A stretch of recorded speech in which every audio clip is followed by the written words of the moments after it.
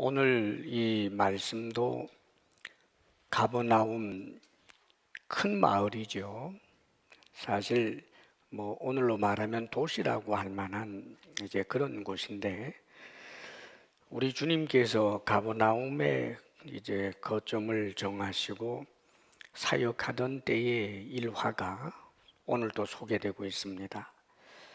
예수님이 세리, 레위라고 하는, 그리고 우리가 흔히 알기로는 마태, 레위라고도 하고 마태라고도 하는 그런 이름이 있는 이 세리를 우리 주님께서 세관에 앉아 있는 것을 보시고 나를 따르라 하셨습니다.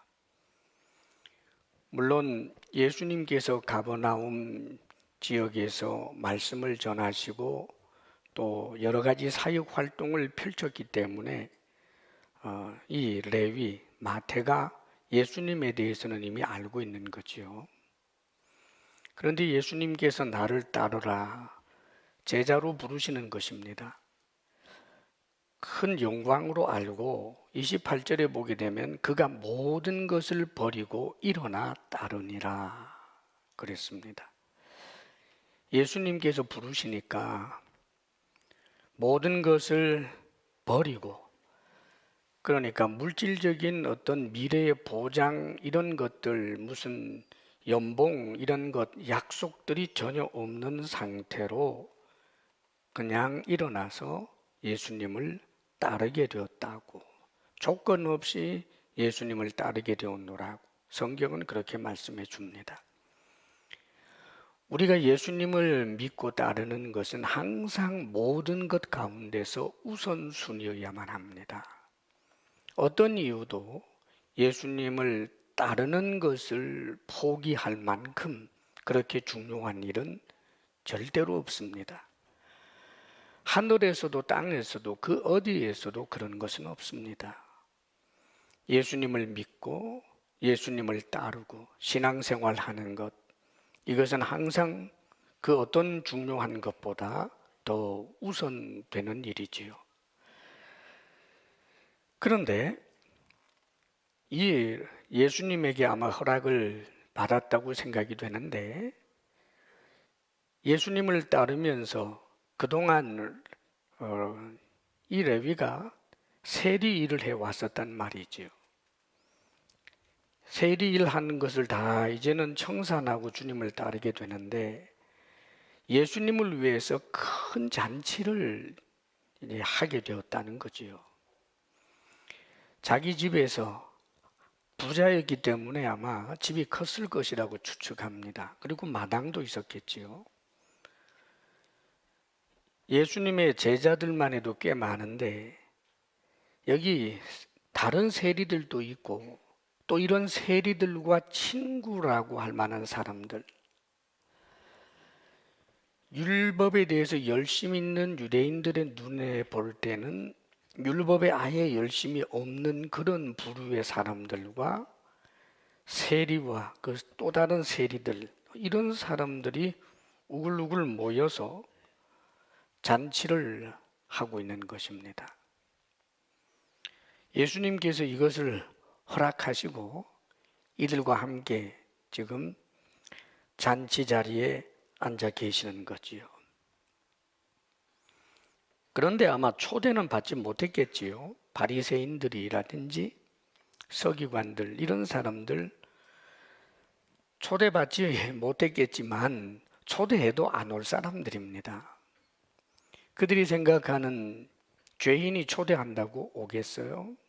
그런데 그들에게 놀라운 것은 적어도 가버나움 이 갈릴리 지역에서 엄청난 기적을 일으키고 산상수훈과 같은 주옥 같은 설교 말씀도 하시고 그 대단한 분이 이 죄인들하고 함께 앉아서 음식을 먹는 잔치자리에 있다라고 하는 것이 도무지 납득할 수가 없었던 것입니다. 그래서 비방하는 거지요. 30절에 보면 바리새인과 그들의 서기관들이 율법 전문가들이에요. 그 제자들을 비방하여 이르되 너희가 어찌하여 세리와 죄인과 함께 먹고 마시느냐. 이 예수님에게 하는 비방이죠, 사실은.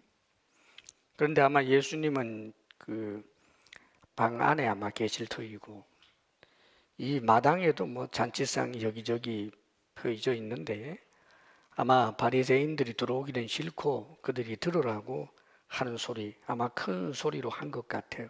대문에서 외쳤든지 담 넘어서 외쳤든지 크게 비방하면서 하는 소리가, 어째서 너희들은 세리와 죄인과 함께 먹느냐. 유대 사회에서 이것은 일반적으로 용납이 되지 않는 일이었습니다. 유대 사회에서 세리는 사회적으로 아주 악한 그런 죄인 그룹에 속해요. 사회에서 아주 악한 사람들을 얘기할 때 세리와 창기, 그걸 주로 이야기합니다. 그리고 또 부정탄다고 이방인들도 포함해서 이방인들하고도 함께 먹지 않아요. 이방인들하고 함께 안 먹는 것처럼 같은 유대인이지만 세리라든지 창기라든지 이런 사람들하고는 함께 음식을 먹지 않습니다. 부정탄다고 보는 거예요. 사실 세리를 왜 그렇게 미워했을까? 납득은 됩니다. 왜냐하면 그 당시가 로마 제국하에서 로마의 지배를 받고 있어요. 그런데 세리는 로마 당국에다가 세금을 거두어서 주는 그런 관리 역할을 하는 사람들이에요. 로마라고 하는 권력을 등에 업고 세금을 매겨가지고 그 세금을 로마에 올려주면서 사실은 기준보다 좀 더 높이 세금을 뜯어서 그 차액을 자기들이 먹는 것입니다. 이것은 아예 공공연하게 그런 일들이 자행되고 있었던 거예요. 로마 사람들이 세리들에게 뭐 월급을 제대로 줬겠어요. 알아서 해먹으라고 하죠. 그러니까 그런 좋지 못한 관행을 따라서 말하자면 자신의 민족의 이 피를 빨아먹는 거머리와 같은 그런 인간들로 보았기 때문에 세리라고 하면 굉장히 싫어했습니다.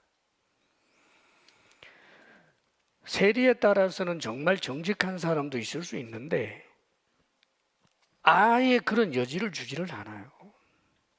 참 이 편견이라는 것이 무섭습니다, 여러분. 누군가가 세금 거두는 일은 해야 될 거 아니에요. 그런데도 그런 정상 참작은 아예 없이 무조건 세리니까 죄인이다. 저런 세리들하고는 교제해서는 안 된다. 이것이 그 당시에 바리새인들, 서기관들, 종교적 지도자들이 늘 주장하던 바였습니다. 그들이 규정한 대로 사회가 돌아가는 이제 그런 세상 속에 있었던 거예요. 근데 자신들이 그러면 안 된다라고 규정을 어기는 지금 일이 일어났으니까 그래서 대단히 지금 비방을 하고 있는 것입니다. 근데 예수님께서 여기에 대해서 이렇게 대답을 해주셨어요. 건강한 자에게는 의사가 쓸데없고 병든 자에게라야 쓸데있다. 지당한 말씀이지요. 의사는 병든 자가 있기 때문에 그 의사라고 하는 그 직이 소중하고 또 그 역할이 있는 것입니다. 건강한 자에게는 의원이 쓸데가 없겠지요. 이 말씀을 하시면서 주님께서는 내가 의인을 부르러 온 것이 아니요 죄인을 불러 회개시키러 왔노라 라고 말씀을 하십니다. 내가 의인을 부르러 온 것이 아니다.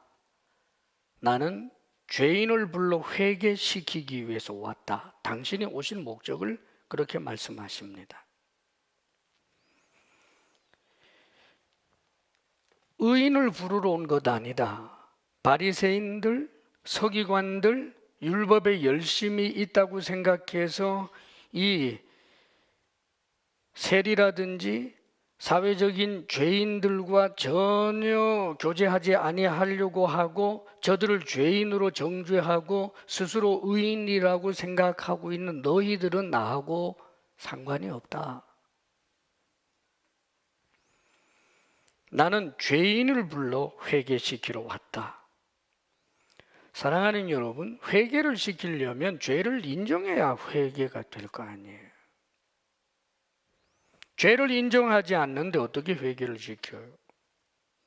나는 의롭다고 생각하는 사람을 어떻게 회개를 시키겠느냐고요. 그런데 여러분, 주님을 믿고 따르기 위해서는 이 회개가 없어서는 불가능해요. 죄를 죄로 인정함이 있어야 하고, 그리고 그 죄의 현실에서부터 떠나서 주님을 따라야 되는 거지요. 이 세리일 하던 사람이 주님께서 부르니까 나는 죄인입니다. 그래도 나 이 짓 계속 해야 되겠어요. 이게 아닙니다, 여러분. 나는 지금까지 도적질하는 못된 인간이었는데 나는 참 죄인입니다. 그리고는 이 세리 일을 접고 그리고 주님을 따르는 거예요. 그게 믿음이에요. 회개라고 하는 게 그런 것입니다, 여러분. 지금 하나님의 눈에는, 우리 예수님의 눈에는 사실상 세리들인 이 죄인들과 그리고 의롭다고 생각하고 있는 이 바리새인들이나 주님의 눈에는 다 죄인이에요. 근데 여러분, 여기서 한 가지 오해하지 말아야 될 것이 있습니다. 드러내놓고 차라리 죄를 짓고 나는 죄인이야, 나는 정말 나쁜 사람 맞아 라고 인정을 하면 그는 덜 죄인이고, 사람들에게 드러나는 것이 무서워서 사람들 앞에서는 늘 그래도 조심하면서 남이 모를 때 살짝 죄를 짓는 이런 사람들이 더 나쁘다, 이런 지금 논리를 펴고 있는 게 아닙니다, 여러분. 대놓고 죄를 지으면서도 그 자리에 퍼질러 앉아 있으면 그가 더 나쁜 거죠, 여러분. 나 죄인이야, 어쩌라고. 이것도 회개가 아니에요. 나 죄인 맞아, 어쩌라고. 그게 회개입니까? 그게 정말 죄를 인정하는 것입니까? 죄를 인정한다면 그것을 슬퍼하고 그것을 후회하고 거기에서 떠나 주님을 따라가야 되는 거예요. 예수님은 우리 눈에 보이지 않습니다. 지금 이 시대를 살면서 어떻게 예수님이 눈에 보이겠어요?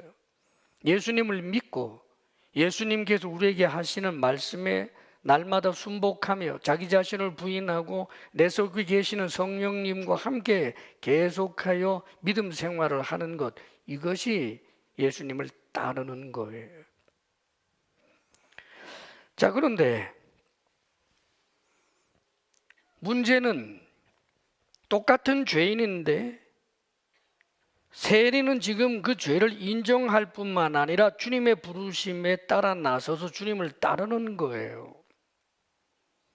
그런데 지금 이 바리새인들은 주님을 따르는 세리가 부러운 게 아닙니다. 주님을 따르는 것이, 주님의 제자가 되는 것이 부러운 게 아니에요.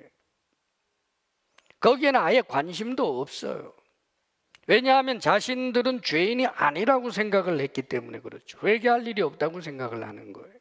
그러나 성경은 세상에 존재하는 모든 사람들이 다 하나님 앞에서는 죄인입니다. 의인은 없나니 하나도 없다라고 말씀하시고, 내가 죄 없다라고 말하면 하나님을 거짓말하는 자로 만드는 것이다라고 성경은 못 박아 이야기합니다. 예수님께서 이 땅에 오신 이유가 뭘까요? 죄로 말미암아 비참해진 인간을 구원하기 위해서 오신 것 아닙니까? 왜 죽어요? 죄 때문에 죽어요. 왜 이 세상이 이렇게 비참해요? 죄 때문입니다.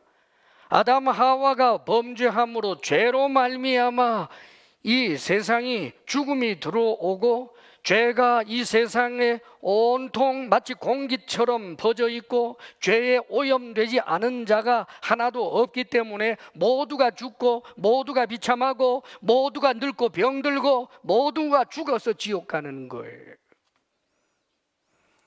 그래서 예수님이 오신 거 아닙니까, 여러분? 그런데 시당초 죄를 인정하지 아니하는 이들, 자신이 죄인이 아니라고 생각하는 이들에게는 주님과는 상관이 없는 거지요. 분명히 하나님을 못 봅니다. 자식 앞에 예수님이 계시는데 예수님은 하나님이에요. 눈에 보이는 하나님. 그런데 하나님으로 안 보여요. 장님입니다. 그런데 자신들이 못 보는 줄도 몰라요. 영적으로 이들이 나병 환자예요. 그런데 자신들이 병든 줄을 몰라요. 그래서 의사이신 예수님에게 고쳐달라고 하지를 못해요. 자신들이 죄인인 줄 모르기 때문에 나를 용서해 주옵소서라고 하는 그런 기도가 필요 없고, 말하자면 예수님의 구속 제물 되심도 그들과는 상관이 없어져 버리고 마는 거지요. 사랑하는 여러분, 우리가 예수님을 믿는다는 것은 구원을 위함인데, 우리 주님께서 죄인을 불러 구원시키러 왔노라 라고 표현하지 않고 회개시키러 왔노라 라고 하신 이 표현을 좀 주목해야 합니다. 구원과 회개는 절대 분리될 수가 없어요. 죄인으로 인정하는 그 자체, 그것이 회개의 시작점이라면 회개가 완성된 것은 아닙니다. 회개란 회개에 합당한 열매를 맺어야 되는 거예요. 그러면 회개에 합당한 열매, 그 궁극적인 열매는 뭘까? 하나님 앞에서 완전한 의인이 되는 거예요. 사랑하는 여러분, 그게 회개의 궁극적 열매라고요. 사실 우리는 이것이 불가능한 것 알죠. 하나님 앞에서 완전하게 의로운 자가 어디 있겠어요, 여러분. 근데 그게 돼요. 나를 따르라 하시는 주님 때문에 말입니다. 예수 그리스도를 믿음으로 말미암아 우리의 죄사함을 받습니다. 예, 법정적이에요. 의인으로 칭함을 받아요. 그런데 거기에서 끝나지 아니하고 내 속에 성령이 들어와 계십니다. 예수님은 눈에 보이지 않지만 주의 영이 우리 속에 들어와 있다고요. 내 속에 계시는 성령님과 더불어서 날마다 자기 자신을 부인하며 살아가는 그런 신앙의 과정이 있어요. 여러분 울겠지요. 여러분 탄식하겠지요. 여러분 자기를 부인해야 되겠지요. 아무리 몸부림쳐도 변하지 아니한 지긋지긋한 내 모습을 볼 것입니다. 그럼에도 불구하고 주님을 따르는 거예요. 예수님을 믿는다라고 하는 것은 인격적 관계이기 때문에 그렇습니다, 여러분. 그러면서도 사실상 정말 예수 믿는 이들을 보면 주변에서 볼 때 그에겐 변화가 일어나요. 도둑질 하던 사람이 도둑질 안 하려고 몸부림치고 실제로 안 하는 일들이 많아져요, 여러분. 그리고 성숙하면 정말 도둑질의 도자도 그의 삶에는 없어져 버려요. 음란하던 사람이 음란에서부터 떠납니다, 여러분. 음란하면서 예수 믿는다고요? 있을 수 없어요. 도둑질 하면서도 계속해서 예수 믿는다고요? 아닙니다, 여러분. 정말 회개해야 돼요. 그 아픔들을 가지고 계속해서 주님과의 관계 속에 있다가 여러분, 놀랍게도 우리가 주님 앞에 서게 되는 그때에 예수님 십자가 구속의 은혜로 하나님 앞에서 죄의 가리움을 입어서 낙원에 머무르게 되고, 우리의 영혼만이 그렇죠. 그리고 난 다음에 예수님께서 재림하시게 될 때 우리가 새 몸을 입는데 아담적 본성과는 상관이 없는 신령한 몸을 입고 죄를 머리끝에서부터 발끝까지 찾아보려고 해도 죄의 본성 자체가 아예 사라져버린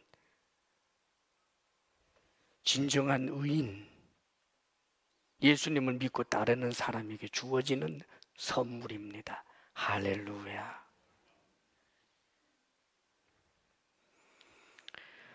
우리 주님께서는 나 예수 믿어요 하고 죄에 퍼질러 앉아있기를 원하는 것이 아닙니다, 여러분.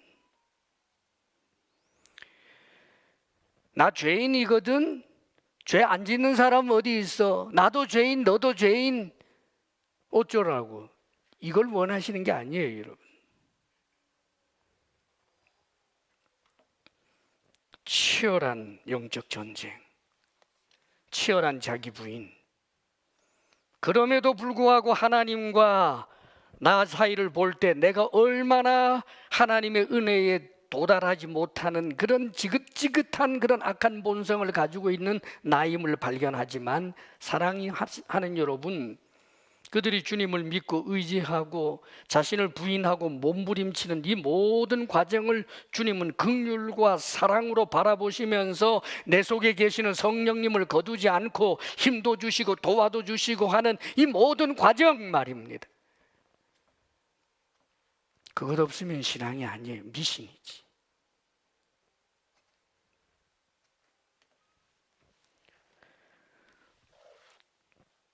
좋지 못한 데를 가면서 좋지 못한 짓을 하면서, 그날이 수요일인데 이번 주 금요일 날 가서 하나님 잘못했습니다 기도하면 되지 뭐.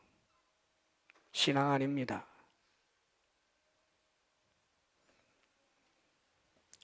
그때 실제로 그런 계획을 가지고 기도를 한다면 가슴을 찢어야 돼요.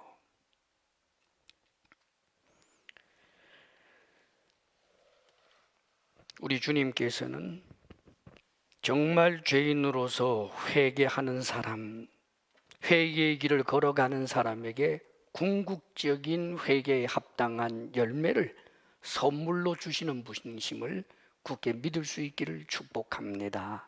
아멘. 계속해서 그 현장에서 일어난 일입니다. 33절을 우리 같이 한번 읽어볼까요? 시작. 그들이 예수께 말하되 요한의 제자는 자주 금식하며 기도하고 바리새인의 제자들도 또한 그리하되 당신의 제자들은 먹고 마시나이다. 그들이, 여기 바리새인들, 서기관 뭐 이렇게 되어 있습니다만, 그런데 이제 마태복음에 보게 되면 세례 요한의 제자들이라고 되어 있고 마가복음에는 또 다른 사람들이에요. 여하간 분명한 것은 바리새인, 뭐 서기관들, 유대인들, 심지어는 세례 요한의 제자들까지 율법에 나름대로 열심히 있다고 생각하는 사람들, 저 죄인들처럼 살지 않고 나름대로 의롭게 살고 있다고 자처하는 이런 사람들이 지금 예수님에게 이렇게 또 묻는 거예요. 요한의 제자, 즉 세례 요한의 제자입니다. 자주 금식도 하고 기도합니다. 바리새인의 제자들도, 즉 바리새인들도 계속해서 금식하고 기도하는데 당신의 제자들은 먹고 마십니다. 죄인들하고 함께 앉아서 먹고 마시는 것도 문제인데, 이 먹고 마시는 잔치, 보통 유대인들 잔치가 뭐 그 혼인 잔치 같으면 일주일을 한다고 그래요.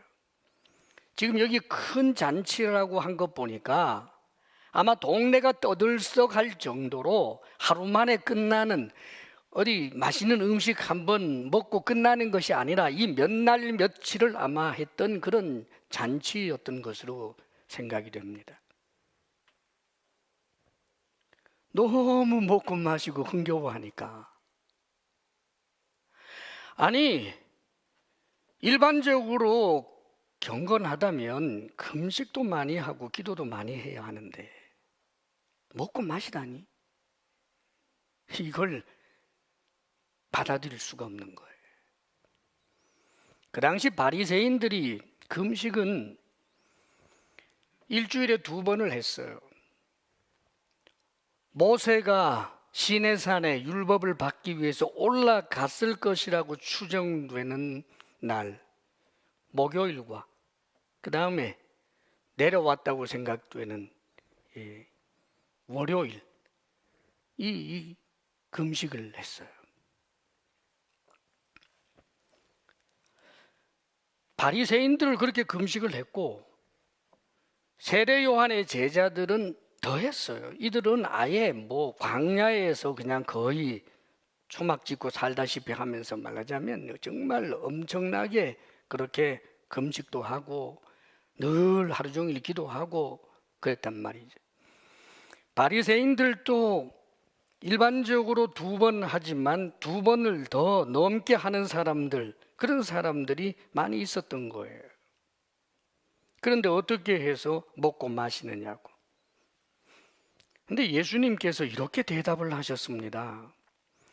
혼인집 손님들이 신랑과 함께 있을 때에 너희가 그 손님으로 금식하게 할 수 있느냐 그럽니다. 유대인들이 혼인잔치 하면 일주일 동안 이 잔치를 하게 되죠. 그러면 금식일이 있어도 일주일에 보통 2번을 한다 그랬잖아요. 경건한 사람들이. 그런데 그때는 혼인집에서 혼인잔치를 할 때는 금식을 하지 않아요. 그건 금식하지 않고 혼인잔치에 먹고 마시고 즐거워해도 그거 괜찮은 거란 말이죠. 그 문화적 배경을 가지고 이야기하는 것입니다. 혼인집에서 신랑하고 함께 있는데 거기 그 친구들이 손님들이 거기 와서 그냥 금식하면서 초칠하는 일이 있겠느냐? 그럴 수 없지 않느냐? 그 말이에요. 사랑하는 여러분, 지금 예수님께서는 구약 성경을 사실상 생각나게 하시면서 당신이 누구인지를 보여주는 거예요. 당신이 신랑이라는 뜻입니다. 구약 성경의 신랑이 메시아로 혹은 하나님으로 그렇게 유비되는 경우가 많아요. 이스라엘 백성들이 하나님의 말하자면 아내가 되고 하나님께서 정말 신랑이 되는 이런 관계들을 구약에서 유비로 이야기하기도 하고 또 메시아에 대해서도 그렇게 이야기합니다. 혼인집의 그 큰 즐거움, 여기에 대해서 이사야 61장 10절에도 보면 이렇게 기록이 되어 있거든요. 내가 여호와로 말미암아 크게 기뻐하며 내 영혼이 나의 하나님으로 말미암아 즐거워하리니 이는 그가 구원의 옷을 내게 입히시며 공의의 겉옷을 내게 더하심이 신랑이 사모를 쓰며 신부가 자기 보석으로 단장함 같게 하셨습니다. 혼인집의 그 큰 즐거움을 하나님께서 주신 것에 대하여 이 말씀이 지금 성취되었다는 거예요. 구약 성경의 그 혼인집의 그 즐거움이 지금 여기 성취되고 있다. 내가 있는 이 자리에서 내가 신랑이고 이 신랑과 함께 있는 이들은 기뻐하고 즐거워하는 것이다. 이사야 62장 5절 하반절에도 신랑이 신부를 기뻐함 같이 내 하나님이 너를 기뻐하시리라. 하나님을 신랑이라고 묘사하는 거잖아요, 여러분. 지금 예수님은 당신이 신랑이라고 하면서 결국은 구약 성경에 하나님이요, 당신이 그리스도라고 하는 것을 나타내시면서 이 혼인의 큰 즐거움, 그리스도로 말미암아 하나님으로 말미암아 구원받은 이들의 큰 즐거움이 지금 당신을 통해서 성취되고 있다라고 하는 것을 말씀해 주고 있는 거예요. 신앙생활은 기쁨이에요. 구원의 궁극은 영원한 하늘나라에서 하나님 아버지와 더불어서 영원히 즐거워하는 것입니다, 여러분. 지금 그것이 예수님으로 통하여 지금 시작이 되었다는 거예요. 이미 이루어지고 있다는 것입니다. 그리고 언젠가 보게 될 거예요. 온 우주적으로 말이지요. 그렇게 주님께서는 당신이 하나님이고 그리스도라고 하는 것을 은연히 나타내시면서 이 구약 성경의 말씀이 당신을 통해서 성취되는 것을 이야기하는 겁니다.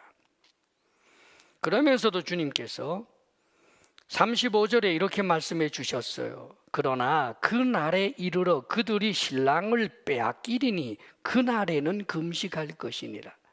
이중적 의미가 있어요.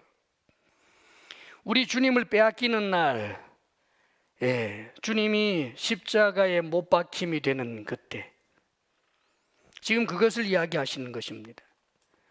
예수님께서 저들에게 넘기워져서 체포당하시고 이제 죽으시게 되는 그 일련의 과정들에 이때가 빼앗기는 때죠. 그때는 정말 기뻐할 수 없지요.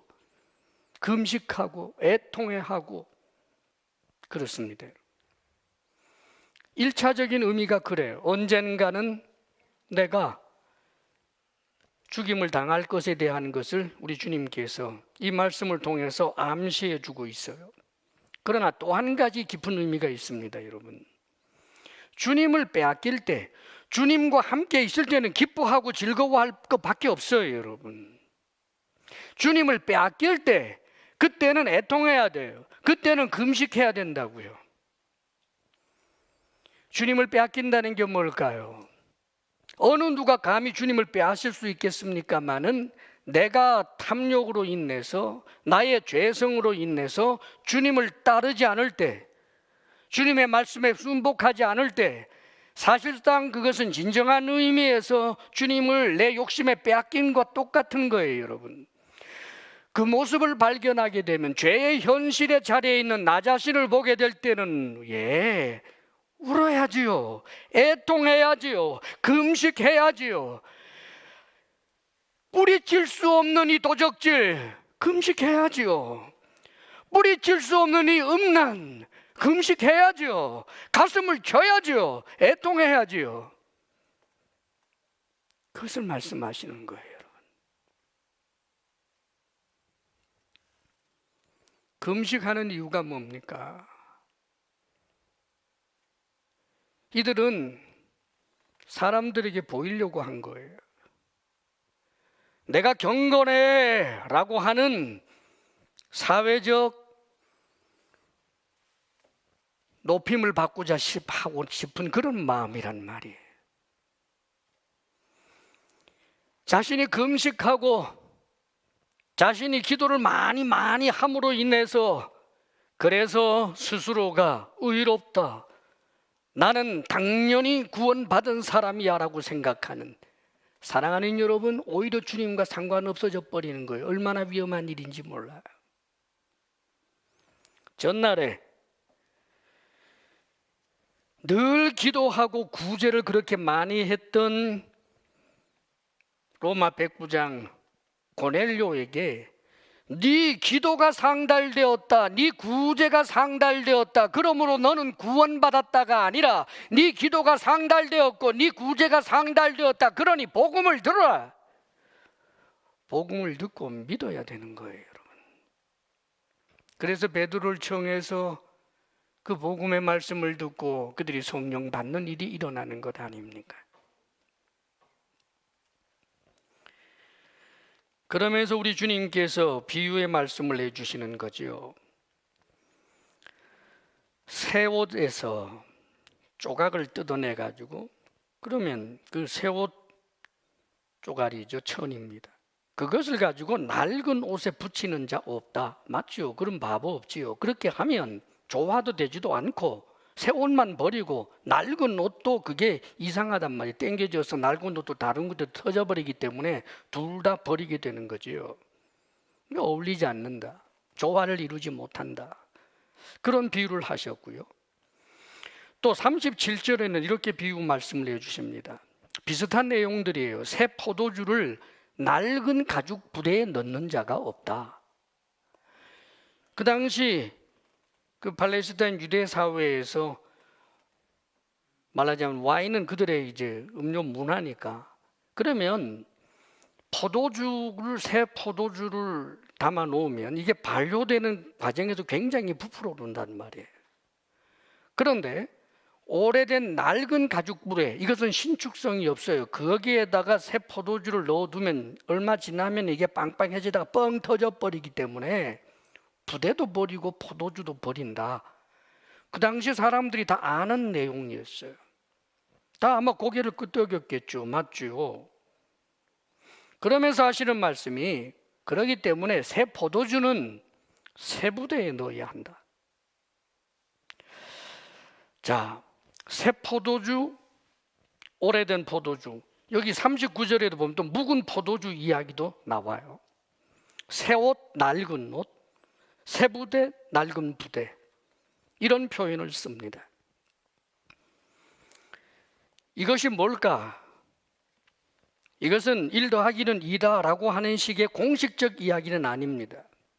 여러 가지로 우리가 우리의 신앙의 유익을 위해서 이것이 우리에게 적용될 수 있는 그런 말씀이에요. 지금 지금 문맥 속에서는 특별히 어떤 이야기냐 하면, 귤에 전통에 얽매여 있는 형식주의, 율법주의, 인본주의, 이런 것들이 전부 낡은 것에 다 포함되어 있는 것입니다, 여러분. 한마디로 말해서 이 낡은 것에 집착해서 절대로 예수님을 믿고 따를 수 없게 된다라고 하는 것을 주님께서는 이야기하는 거예요. 예수님을 믿고 따르지 못하게 하는 방해되는 요소들이 어떤 것이 있겠습니까? 지금 여기 조금 전에 그 세리의 이야기에 있었던 것처럼, 세리가 원래 이 레위가 세리 노릇을 했던 것은 물질에 대한 탐욕 때문에 사회적으로 그것은 나쁜 짓이야 라고 하는 일도 했던 거예요. 사실은 욕 먹어가면서도 했어요. 돈 번다는데 욕 좀 먹지 뭐, 그리고 그 짓을 했었단 말입니다. 그런데 이것 때문에 많은 세리들이 예수님 못 따라요. 마태 같은 사람이 따랐지. 계속해서 세리짓 하겠다고, 계속해서 도둑질짓 하겠다고 주님을 못 따르는 사람들이 훨씬 더 많아요. 마찬가지입니다. 이 세상도 예수를 믿게 되니까 걸리적거리는, 양심에 가책을 주는 일들이 많아서 계속해서 하나님 말씀 읽고 뭐 기도하고 하는 것 못하겠다라고 하는 사람들이 있지요. 예수 못 믿어요. 세상의 부귀영화에 초점이 맞춰져 있으면 절대로 예수님 믿을 수 없어요.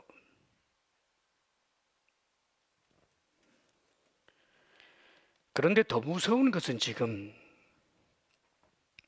33절 이 말씀에 지금 이런 힐문을 한 사람들 이야기예요. 지금 이들이 극단적 경건주의에 속해 있어요. 경건은 좋은 것입니다. 그러나 경건주의가 되면 안 돼요. 율법이 좋은 것입니다. 율법주의가 되면 안 돼요. 전통은 우리가 어느 정도 존중하고 전통 가운데 좋은 것들을 받아야 하지만 전통주의가 되면 안 되는 것입니다.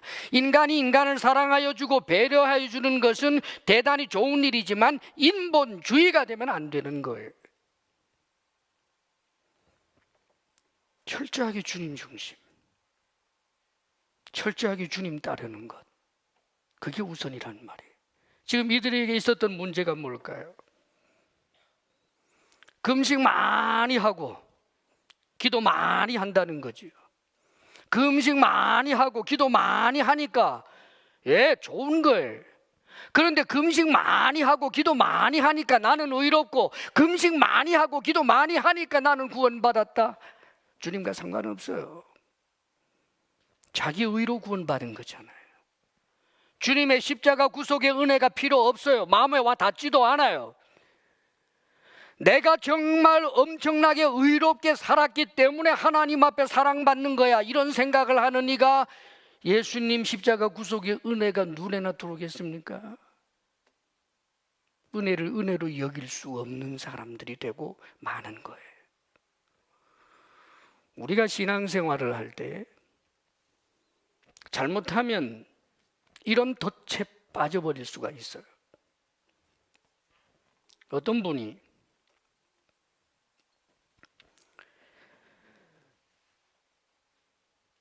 음식을 먹어도 10,000원 넘는 것만 먹어도 가슴이 찔리고 너무 그건 괴롭다. 이 세상에 가난한 사람, 헐벗은 사람, 굶어 죽는 사람도 너무너무 많은데 어떻게 고급 음식, 좋은 음식 먹을 수 있겠느냐. 사랑하는 여러분, 그런 거룩한 부담감이 생기면서 먹는 것, 입는 것 절제하면서 자신에게 주어지는 그런 어떤 그 여유들을 구제하고 선교로 쓰고 착한 일 하는 것, 네, 주님도 기뻐하실 일입니다. 그런데 눈을 들어 옆을 봐요. 교회 다닌다는 자가 고급 차 타고 다니네. 가짜다. 어떻게 예수 믿는다라고 하는 사람들이 뷔페에서 음식을 먹느냐? 어떻게 비싼 음식을 먹느냐? 어떻게 고급 옷을 입느냐? 사랑하는 여러분, 그는 지극히 위험한 자가 되고 있는 거예요. 자신이 그렇게 하는 그 이유는, 그렇게 비판하는 이유는 저들보다는 내가 낫다는 것 아닙니까? 저들은 가짜고 내가 진짜라는 것 아니에요. 이 자체가 이미 가짜예요. 남을 나보다 낫게 여기라고 하는 말씀을 귀에 듣지 않고, 비판하지 말라고 하는 말씀을 귀에 담아두지 아니하고, 자신의 경건을 자신에게 몰아가면서 주님 이래도 부족합니다 하며 주님만 바라보고 경건한 삶을 살고 구제하는 일이야 얼마나 좋겠습니까마는, 그러나 기억하십시오. 그것도 우리를 사실상 어떤 경건도 그것 가지고 하나님 앞에 설 수 있는 건 아니에요. 굶어 죽는 사람 생각하면 라면을 먹을 수 있어요? 짜장면 한 그릇은 사 먹을 수 있어요? 억울하게 지금도 피눈물 흘리는 사람이 있는 거 생각하면 깔깔호호 웃을 수 있느냐고요. 얼마나 우리가 모순적인 사람이 되는지 아십니까, 여러분? 그렇기 때문에 신앙생활에서 놀랍게도 우리가 눈을 주님에게 초점 맞추고 더욱더 주님을 따르고자 하는 그런 모든 경건의 노력들이 아름다우면서도, 주님, 그래도 저는 너무나 부족한 자임을 날마다 깨닫는 죄인됨의 의식이 없으면 안 되는 거예요. 하물며 타인과 비교하면서 자신은 진짜고 타인은 가짜라고 생각하는, 이 얼마나 위험한 일이에요. 교회 안에서도 얼마든지 그런 일이 있다는 것을 생각해야 합니다. 교회에서 싸우는 수많은 싸움들이 무엇입니까? 나는 진짜고 너는 가짜이기 때문이라는 거 아니에요. 나는 의롭고 너는 불의하기 때문이라는 것 아닙니까? 나는 옳고 너는 그러다는 것 때문에 그렇게들 싸우는 것 아니에요. 이것이 주님을 따르는데 크게 방해가 되는 요소예요. 그리고 또 한 가지가 인본주의라든지 율법주의라든지 이런 것과 조화를 이룰 수 없다는 것을 기억해야 돼요. 여러분, 율법주의는 놀랍게도 그게 인본주의하고 연결이 되어 있어요. 율법주의는 하나님 절대주의인 것 같은데, 율법주의의 속은 무엇이냐 하면 사실은 지금 이들이 다 율법주의자들이잖아요. 그런데 율법주의는 뭐냐 하면 사람들에게 칭찬받고 사람들에게 인정받고, 그리고 자신의 의견이, 자신의 가르침이 그것이 이 사회의 중심축이 되게 하는 것, 이것이 그가 이 세상에서 받는 보상이고 그게 꿈이에요. 바리새인들은 제사장들하고 달라서 그의 사회적 신분이 견고하지가 않아요. 제사장들은 그게 계대가 됩니다. 아들이 제사장이에요. 아버지가 제사장이면. 제사장이면 다 잘 살아요. 옛날 유대 사회에서는 제사장은 다 큰 집이고, 아버지가 제사장이면 아들도 제사장이고, 그래서 잘 먹고 잘 삽니다. 그런데 바리새인들은 그런 신분이 아니에요. 그들이 해야 하는 신분은 뭐예요? 율법 전문가의 위상을 드러내야 합니다. 규칙 만들어내야 하고 여러 가지 유전들을 만들어내야 돼요. 그래서 이것이 통해야 합니다. 그 영향력, 그래서 이것이 하나님을 위하는 것 같지만 세상의 영광이라고요. 율법주의와 인본주의가 함께 가요. 세속주의가 항상 함께 가게 되어 있다는 말입니다, 여러분. 갈라디아서에서 왜 그렇게 율법주의가 구원에 도움이 되지 못할 뿐만 아니라 오히려 구원을 잃어버릴 수 있다고 그렇게 경고한 이유가 거기에 있는 거예요. 갈라디아서에 등장했던 그들이 뭐예요, 여러분? 복음이라고 하는 이 생배 조각을 뜯어가지고 이 율법주의라고 하는 곳에다가 딱 붙여서 조화롭게 좀 해보겠다는 거 아니었습니까, 여러분? 다 망하는 거예요. 율법주의와 복음은 함께 못 가요. 인본주의도 마찬가지지요. 사람을 위한다라고 하는 것, 그 명분을 가지고 여러분, 이 세상도 좋게 하고 하나님도 좋게 하겠다라고 만들어내고 고안해내는 발명품들, 지적인 발명품들, 교회 안에서 얼마나 많아요. 좋아 안 돼요, 여러분. 타종교를 인정하자. 예, 인정해야죠. 예의 바르게 대하고 더 존중해주고, 그러나 타종교인과 관계가 성숙해서 내 말을 들어줄 만한 관계가 되었을 때 그쪽에서 양해만 해준다면 우리가 믿는 진리를 이야기해서 그가 예수 믿게 하는 것이 옳지요. 그런데 그건 배려가 아니다. 전도하지 말아라. 그걸 교회에서 신학자라고 하는 이들 입에서 가끔 나온단 말이에요. 사랑하는 여러분, 이 세상에서는 하나님의 말씀에 엄격하게 금지되어 있는 것을 인간들을 위한다라고 하는 명분으로 상차려 놓는 게 많잖아요.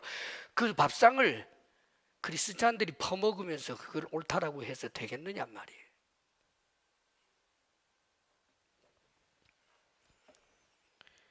예수님을 믿는다는 것 취미생활 아닙니다. 모든 것을 버리고, 다시 말해서 우선순위를 주님께 두고 주님을 따르는 것이고, 주님을 따르는 그 길은 회개하는 길이고, 날마다 회개하는 길이고, 자기를 부인하는 길이고, 그리하여 회개에 합당한 열매를 이 땅에서 내가 계속해서 맺어보지만 그러나 완성에 이르지 못하고 우리가 죽는데, 주님께서는 우리로 하여금 완전히 새 사람으로 세워놓으시는 신령한 몸을 입는, 그때 우리가 얼마나 기뻐 뛰며 하나님의 그 영광의 광채가 찬란한 그 하나님이 있는 그곳에서 밥상 공동체가 되어서 함께 잔치할 수 있겠느냐 말입니다. 얼마나 큰 은혜. 그날을 소망하면서 영적 전쟁을 하며 믿음으로 살아내는 것이 신앙 생활입니다. 예배 한 번 안 나왔다고 지옥 가지 않지요. 그러나 예배 없이 여길 수 없고, 내가 하나님 앞에 범죄 한 번 했다고 그것으로 바로 버림받는 것 아니지만 그렇다고 죄를 쉽게 생각해서 안 되는 것이고, 오늘이라고 하는 바로 이때 하나님 앞에서 가장 최선을, 가장 최고를 그렇게 하나님 앞에 응답하며 살아가는 그런 삶, 후회 없는 삶이 될 것입니다. 승리하시기를 주의 이름으로 축복합니다. 기도하겠습니다. 오 하나님, 우리 주 예수 그리스도를 믿는 이 믿음의 길, 주님과 함께하는 기쁨과 감사의 길이지만 주여, 때로는 우리가 애통해할 수밖에 없는 죄성 가득한 자임을 고백합니다.